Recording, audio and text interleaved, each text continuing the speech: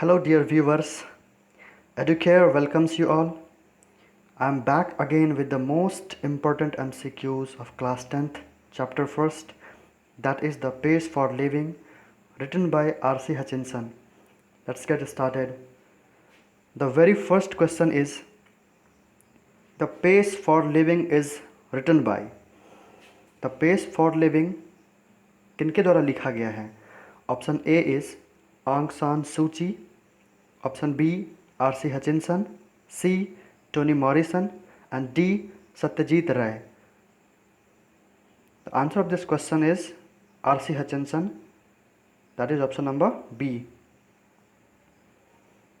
Next question, where did the writer of The Pace for Living watch the play? The Pace for Living के writer R.C. Hutchinson नाटक कहाँ देखते हैं? तो वो नाटक देखते हैं आयरलैंड के डबलिन में. So option number C is the right answer for this question. Next question है, R.C. Hutchinson was a or an?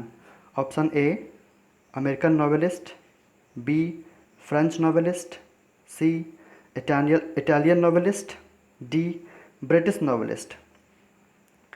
R.C. Hutchinson कौन से कंट्री से बिलोंग करता है? इनडायरेक्ट वे में हमसे ये पूछा जा रहा है. तो R.C. Hutchinson was a British novelist. So option number D will be the right answer for this question. He was a British novelist.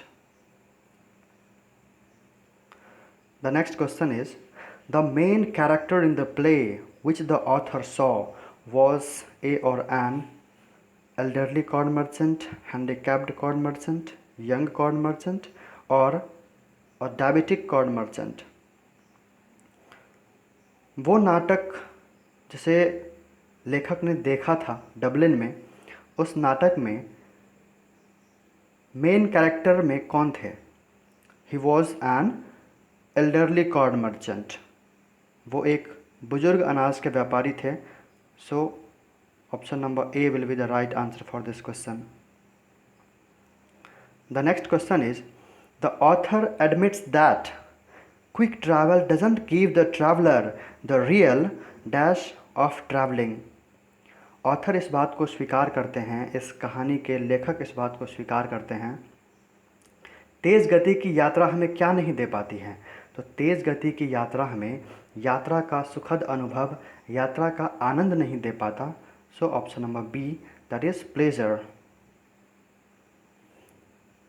That is pleasure. Option number B will be the right answer.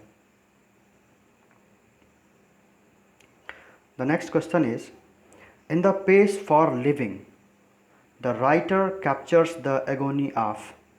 इस pace for living में writer किसके agony को capture करते हैं, किसके दर्द को capture करते हैं? तो वो कैप्चर करते हैं मॉडर्न मैन के दर्द को. So option number A will be the right answer for this question. The next question is, where did the author saw a play in which a corn merchant was the chief character?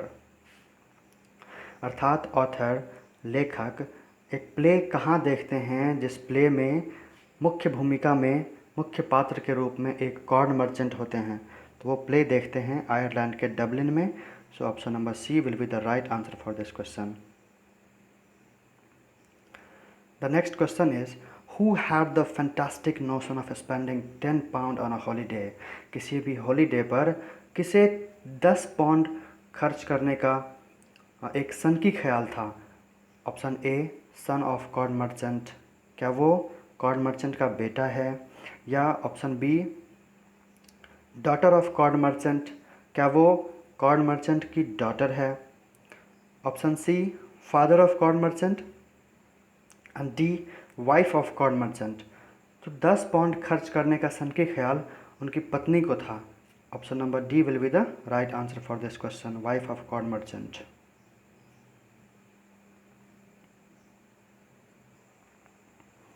The next question is, who was cheating the corn merchant? Corn merchant को कौन धोखा देता था? तो corn merchant को उसका अपना ही भतीजा धोखा देता था. His Neiphiu was cheating the corn merchant. So option number B will be the right answer for this question, his nephew. The next question is who did like fast travelling? तेज़ गति से यात्रा करना किनको पसंद था?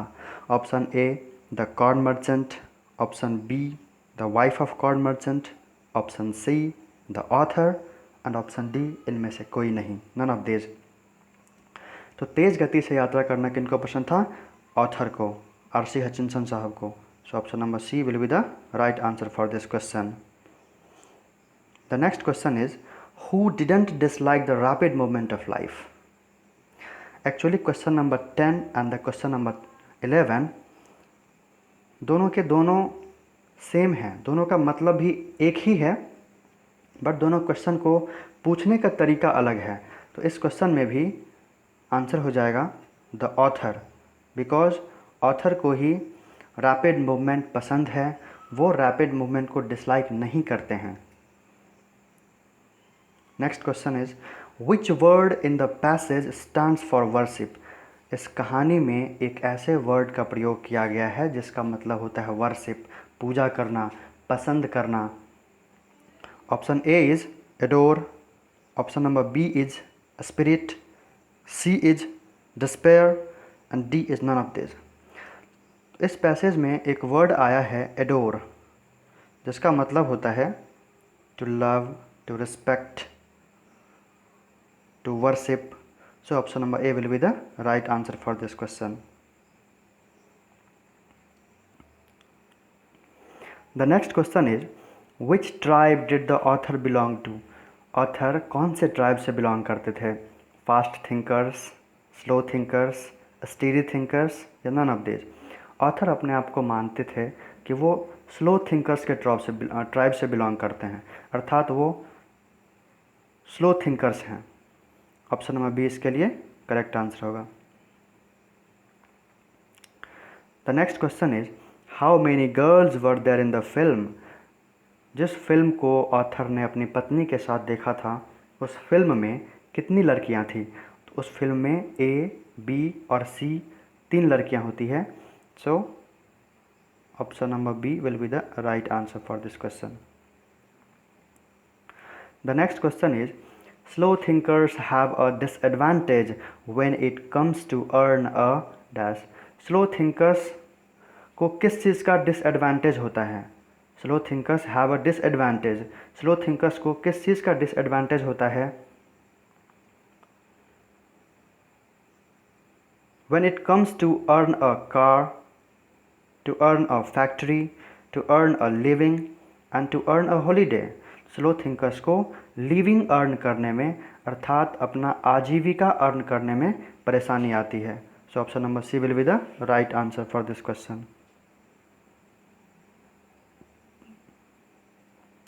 The next question is who was a man of many anxieties and had a dicky heart? इनमें से, इन 4 ऑप्शंस में से कौन से ऐसे व्यक्ति हैं जिनके पास बहुत सारी चिंताएं थी और उनका हृदय कमज़ोर था, अर्थात वह एक कमज़ोर दिल वाले व्यक्ति थे, डिकी हार्ट? तो व्यक्ति थे elderly corn merchant. So option number B इसका करेक्ट आंसर हो जाएगा। The next question is who exhibits an exceptional flair for touching the sensitive issues of the contemporary society? William Cowper, John Lexo, RC Hutchinson and none. इनमें से कौन हैं जिन्होंने contemporary society के sensitive issues को touch किया है? तो he is none other than RC Hutchinson.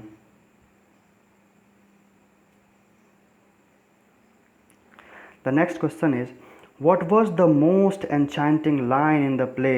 इस प्ले में, जिस प्ले को ऑथर ने डबलिन में देखा था, उस प्ले में सबसे एन्चांटिंग लाइन, सबसे अट्रैक्टिव लाइन ऑथर को कौन सा लगा? Now that's too much, now that's too fast, और is this the same girl as the one we saw at the beginning? तो वो कौन सा लाइन था? वो था now that's too fast.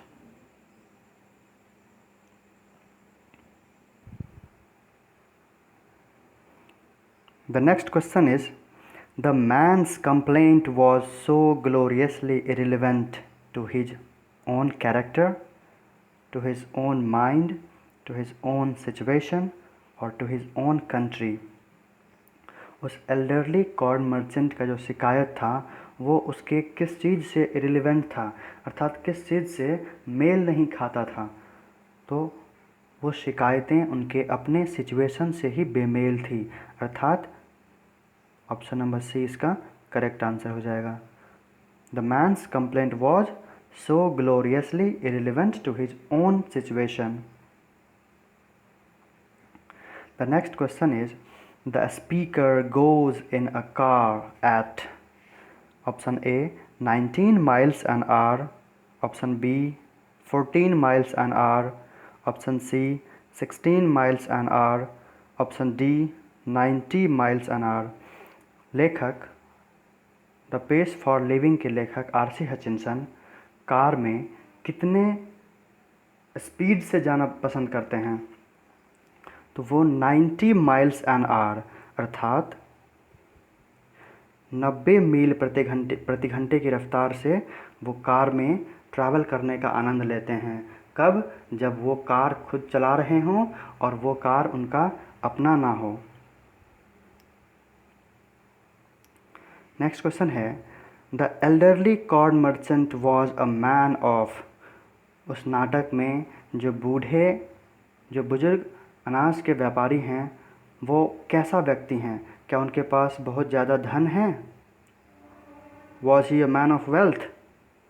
Was he a man of property? Was he a man of anxieties? He was a man of anxieties. उनके पास बहुत सारी चिंताएं थी। So option number C will be the right answer for this question. The next question is the Irish get a subtle truth by the most unlikely. Ireland के निवासियों के बारे में कहा गया है कि आयरलैंड के निवासी जो हैं वो सूक्ष्म से सूक्ष्म सत्य को जानने के लिए एक असाधारण सा प्रयास करते रहते हैं, अनलाइकली अप्रोचेज अपनाते रहते हैं। So option number C approaches will be the right answer. The Irish get a subtle truth by the most unlikely approaches. The next question is to dine in London and dash in New York next day seems to me the most satisfactory experience। लेखक के लिए London में रात का भोजन करना अर्थात dinner करना और न्यूयॉर्क में लंच करना उनके लिए सबसे संतोषप्रद अनुभव रहता था। सो option number D will be the right answer for this question. he wanted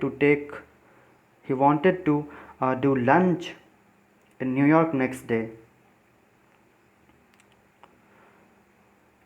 The next question is slow thinkers are terribly dash in the business of getting a living। slow thinkers मंद गति से सोचने वाले लोग अपना आजीविका कमाने में कैसा फील करते हैं? तो वो फील करते हैं हैंडीकैप्ड। जो भी स्लो थिंकर्स हैं वो हैंडीकैप्ड फील करते हैं, वो अपने आप को विकलांगता से ग्रस्त फील करते हैं अपनी आजीविका कमाने के लिए। क्यों? क्योंकि स्लो थिंकर्स आज के बदलते समय के अनुसार आज के ज़माने के तेज़ रफ्तार के साथ खुद को कदम से कदम मिलाकर चलने में असफल पाते हैं, इसलिए वो अपना आजीविका कमाने में विकलांगता महसूस करते हैं, हैंडीकैप्ड फील करते हैं। The next question is all the tests today are designed to measure. आजकल जितनी भी परीक्षाएं होती हैं, जितने भी बुद्धि परीक्षण होता है, वो सब के सब आजकल माइंड के स्पीड को मेजर करता है। ऐसा इस कहानी में लेखक का कहना है कि all the tests today are designed to measure the speed of mind. The next question is altogether the pace of life was getting too much for। कुल मिलाकर के जो जीवन की रफ्तार है, जीवन की गति है, वो बहुत ही ज़्यादा था। ऐसा किसके लिए था? ऐसा कॉर्न मर्चेंट के लिए था, अनाज के व्यापारी के लिए था, क्योंकि उसका हृदय कमज़ोर था। उसका भतीजा उसे धोखा देता था। उनकी पत्नी किसी भी त्यौहार में 10 पाउंड खर्च करने के ख्याल रखती थी, इसलिए जो जीवन की गति थी वो कॉर्न मर्चेंट के लिए बहुत ही ज़्यादा थी। The next question is the agony of modern man is captured by. Modern man के दर्द को किसने कैप्चर किया है? तो वो व्यक्ति हैं R C. Hutchinson. Option number B. The next question is the speaker adores the machines that hurl one about at Dublin, New York, Battersea, none of these। Speaker machines को पसंद करते हैं। स्पीकर जो इस कहानी के लेखक हैं आर.सी. हचिंसन, वो मशीन को पसंद करते हैं क्योंकि मशीन किसी भी व्यक्ति को बहुत ही कम समय में एक जगह से दूसरी जगह, चाहे वो कितनी भी दूर हो, उसको पहुंचा देती है। सो यहाँ पर इस कहानी में डिस्टेंट प्लेस को बैटरसी के नाम से जाना गया है। सो यहाँ पर हो जाएगा बैटरसी। ये बैटरसी लंदन में साउथ वेस्ट लंदन के आसपास ये पड़ता है। The next question is the elderly corn merchant lived in. वह बूढ़े अनाज के व्यापारी, बुजुर्ग अनाज के व्यापारी कहाँ रहते थे? तो वह रहते थे स्मॉल आयरिश कंट्री टाउन में, अर्थात आयरलैंड के एक छोटे से गांव में, एक छोटे से देहाती इलाका में रहते थे वो। So option number B will be the right answer for this question. The next question is those who do not think fast in the high street nowadays may not get another chance in this world to think slow, think fast, think very fast or think at all। लेखक का ऐसा मानना है कि जो व्यक्ति आजकल इस मॉडर्न टाइम में, मॉडर्न एरा में फास्ट नहीं सोच पाते हैं, उनको संभवतः इस दुनिया में दोबारा सोचने का भी मौका नहीं मिलेगा। सो इसके लिए आंसर हो जाएगा option number D, think at all. The next question is weak hearted means same as. इसमें हमसे पूछ रहा है कि वीक हार्टेड का मतलब क्या होता है। तो वीक हार्टेड का मतलब, जैसा कि इस टेक्स्ट में यूज़ किया गया है, वो है डिकी। डिकी का मतलब है वीक हार्टेड, अर्थात कमज़ोर दिल वाला व्यक्ति। The next question is the hero is going to fall in love with girls in order. किस ऑर्डर में? इस जो फिल्म लेखक और उनकी पत्नी देखती है साथ में, उस फिल्म में 3 लड़कियां होती हैं जिसका नाम है ए, दूसरे का नाम है बी, तीसरे का नाम है सी।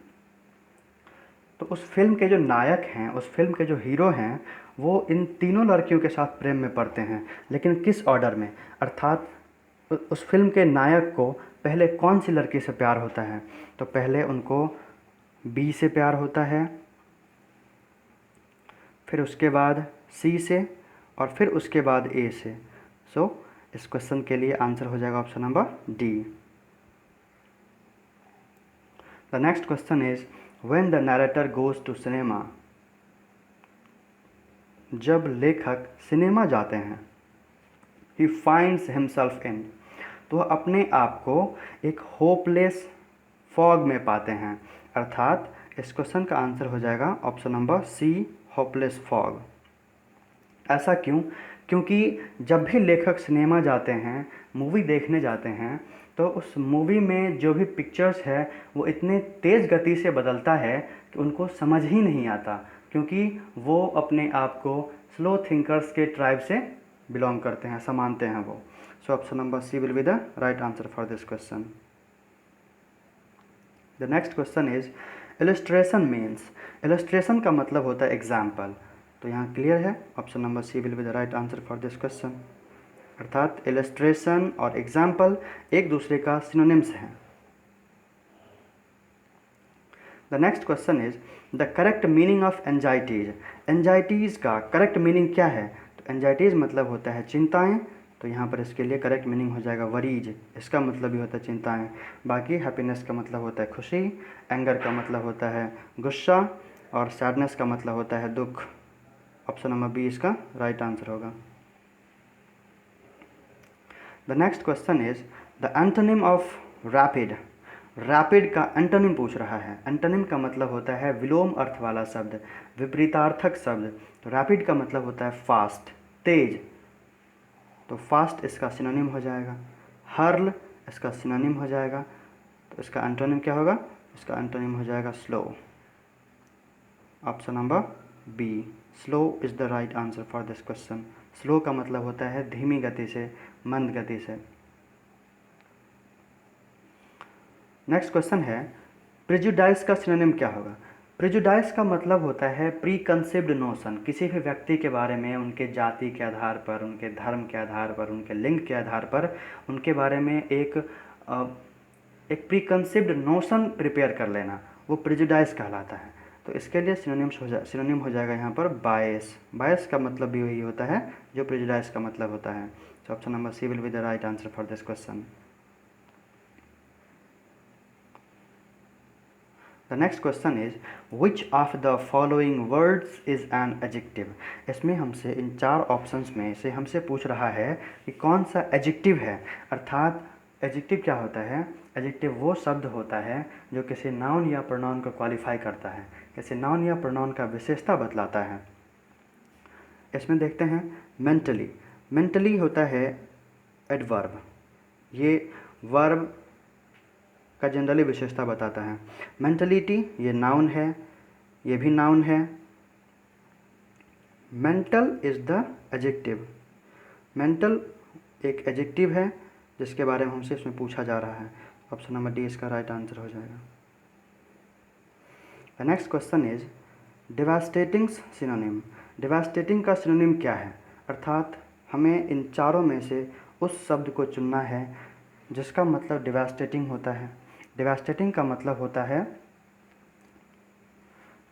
डैमेजिंग, अर्थात डैमेजिंग हो जाएगा इसका synonym. The next question is choose the correctly spelled word.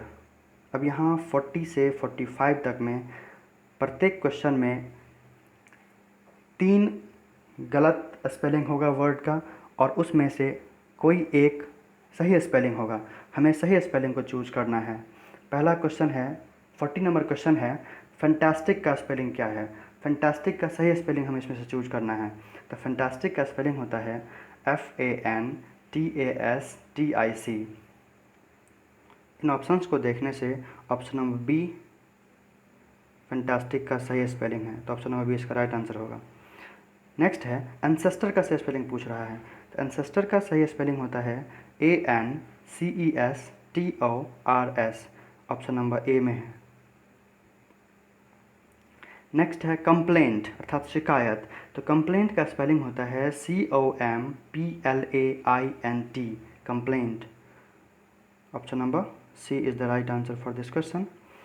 The next and very important question, most of the students often gets confused in the spelling of 90। 90 का स्पेलिंग होता है NINETY, 90। ऑप्शन नंबर बी इसका right answer होगा। Next है despair. Despair का spelling होता है DESPAIR। यहाँ ऑप्शन ए और ऑप्शन डी में सेम स्पेलिंग हो गया है, एक में DE कर लेते हैं, DESPAIR डिस्पेयर, DESPAIR डिस्पेयर। 45 का ए।